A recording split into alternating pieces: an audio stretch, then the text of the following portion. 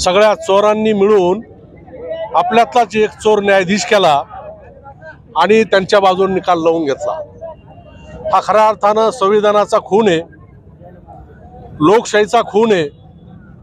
अशा प्रकारे अगदी निवडणूक आयोगापासून विधानसभेच्या अध्यक्षापर्यंत सगळीकडे या संविधानाचा खून होऊ लागलेला आहे। या देशातली लोकशाही जिवंत आहे की नाही अशा प्रकारचा प्रश्न आता सामान्य नागरिकांमध्ये पडत आहे। अशा पद्धतीने जर राज्य चालणार असेल तर एक दहशत सर्वसामान्य माणसामध्ये निर्माण झालेली आहे आणि म्हणून हा मी निषेध मोर्चा या ठिकाणी काढलेला आहे। ज्या पद्धतीनं हा निकाल दिला गेला तो अत्यंत चुकीचा आहे, दुर्दैवी आहे।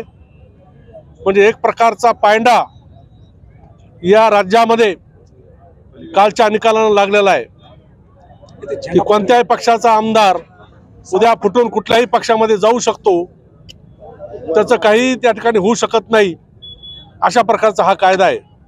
आणि म्हणून या संपूर्ण निकालाचा निषेध नोंदवण्यासाठी आज आम्ही या ठिकाणी हा निषेध मोर्चा काढलेला आहे। या ठिकाणी अत्यंत वाईट पद्धतीनं या महाराष्ट्रातल्या जनतेचा विश्वासघात ह्या नार्वेकरांनी केलेला आहे। जो 17 पक्ष फिरून आला त्यांच्याकडून आम्हाला न्यायाची अपेक्षा नव्हतीच आणि त्याच पद्धतीनं हा निकाल दिला गेलेला आहे। आणि मग जर 1918 ची आमची जर घटना ही जर त्यांना मान्य नसेल तर 1919 साली जे आमदार आमच्या तिकीटावर निवडून आले हे जे आता गद्दार आहेत ते मग ते त्यांना कसे मान्य आहेत?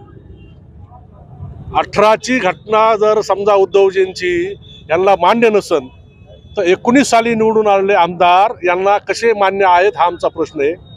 आणि मग जर आमचे आमदार अपात्र होत नाहीत मग हा निकाल कसा आहे? म्हणून हा सगळा दबावाचं राजकारण आहे, शिवसेनेला संपवण्याचा हा घाट आहे।